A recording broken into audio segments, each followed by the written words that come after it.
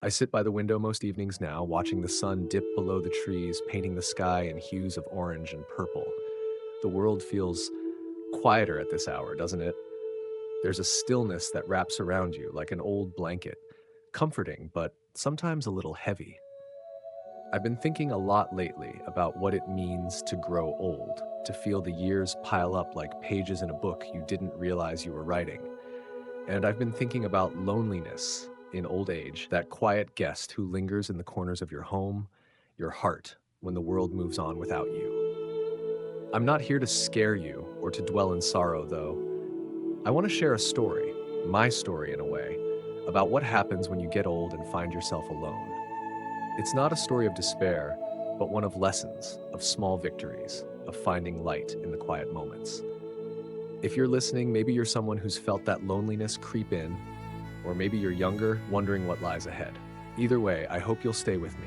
Let's walk this path together, step by step, and see what we can learn about living, even when the world feels a little emptier. I was 62 when I first noticed it. The silence. Not the kind you choose, like when you turn off the TV to read a book, but the kind that settles in uninvited. My kids had long since moved out, built their own lives in cities far away. My wife, Ellen, had passed a few years earlier, and though I'd learned to live with that ache, it never quite went away. The house, once filled with laughter and arguments and the clatter of dishes, felt like a museum of memories. I'd walk past her favorite armchair, still indented from years of her sitting there with her knitting, and I'd feel the weight of her absence. Loneliness in old age isn't just about being alone. It's about carrying the ghosts of everyone you've loved. At first, I fought it. I'd keep the radio on all day, fill the hours with noise to drown out the quiet. I'd call my kids, hoping for long conversations, but they were busy, always rushing between work and their own families. I didn't blame them. Life pulls you forward, doesn't it? But I started to realize something. If I was going to live with this loneliness, I had to face it, not run from it. I had to learn how to be my own company, to find meaning in the days, even when no one else was there to share them. One morning, I decided to change things. I was tired of waking up to the same routine: coffee, newspaper, TV, bed. I started small. I took walks in the park near my house, not just to exercise, but to notice things. The way the leaves turned gold in autumn, the sound of kids laughing on the playground, the old man feeding pigeons from a bench. I began to see stories everywhere, lives unfolding around me. It reminded me that I wasn't the only one feeling the weight of time. Loneliness in old age is universal, but so is the search for connection, for purpose. Those walks led me to something unexpected. I met Clara, a woman about my age, sitting on a bench with a book of poetry. She had a warm smile, the kind that makes you feel seen. We started talking about the weather at first, then about the books we loved, the lives we'd lived. Clara had lost her husband a decade earlier, and she'd learned to fill her days with small joys: reading, gardening, volunteering at the library.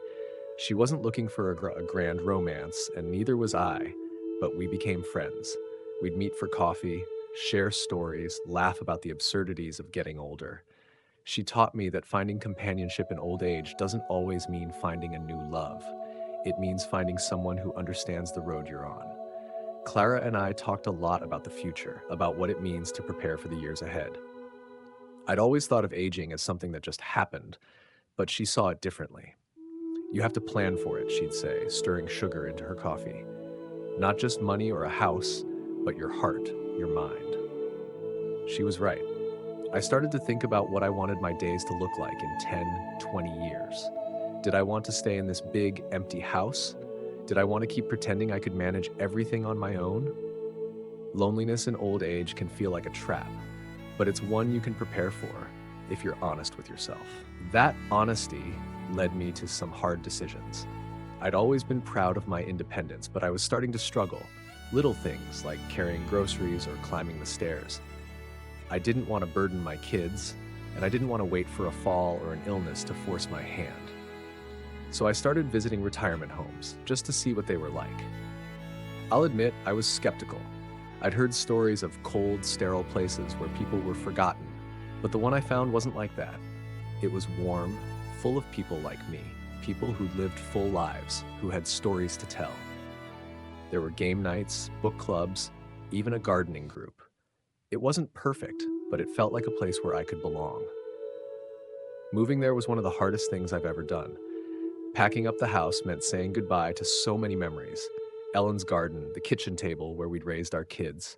I cried more than I expected, not just for the loss of the house, but for the life I'd thought would last forever. Loneliness in old age teaches you about loss, but it also teaches you about resilience. I learned to let go, to carry those memories in my heart instead of in the walls around me.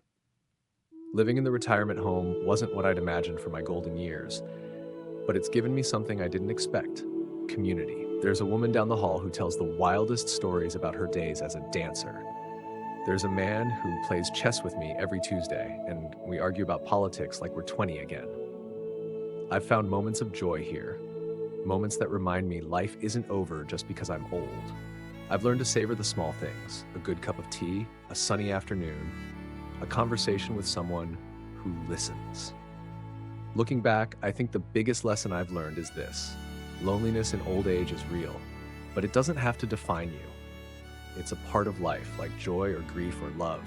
You can't escape it entirely, but you can choose how to live with it. For me, that's meant staying open to new routines, new friendships, new ways of seeing the world. It's meant accepting that I won't always have the energy or the answers, but I can still find meaning in the days I have. I think about Ellen sometimes, especially on quiet nights. I wonder what she'd say if she saw me now, living in this new place, making new memories. I think she'd be proud, not because I've done anything grand, but because I'm still here, still trying, still finding reasons to smile. Age comes for us all, faster than we expect. It brings loneliness, yes, but it also brings wisdom, the kind you only earn through years of living. You learn to hold life loosely, to love fiercely, to find beauty in the ordinary. If you're listening and you're feeling that loneliness creep in, I want you to know you're not alone in it. There's no shame in feeling lost or scared or sad, but there's also no shame in reaching out, in trying something new, in admitting you need help. Life doesn't stop at 660 or 70 or 80. It changes, but it's still yours to live. So take that walk, call that friend, visit that place you've been curious about. Find the small joys, because they're what carry you through. And if you're younger, listening to this old man ramble, let me leave you with this: don't wait to live. Love the people around you now. Build the life you want now. Time moves faster than you think, and one day you'll look up and realize you're the one watching the sunset, wondering where the years went. Prepare for loneliness in old age, not by fearing it, but by filling your life with meaning today. I hope this story has meant a reminder that even in the quiet moments, there's still light to be found. Thank you for listening, for sharing this time with me. If you felt something, if this story touched you, I'd love for you to like this video and subscribe to Intergenerational Connection. This channel is about stories like these, stories of life, of age, of the beauty and the struggle of growing older. We're building a community here, a place to share, to listen, to connect across generations.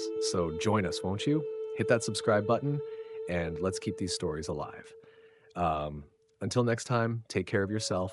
May God bless you, and may you find peace in the journey ahead. I'll see you soon.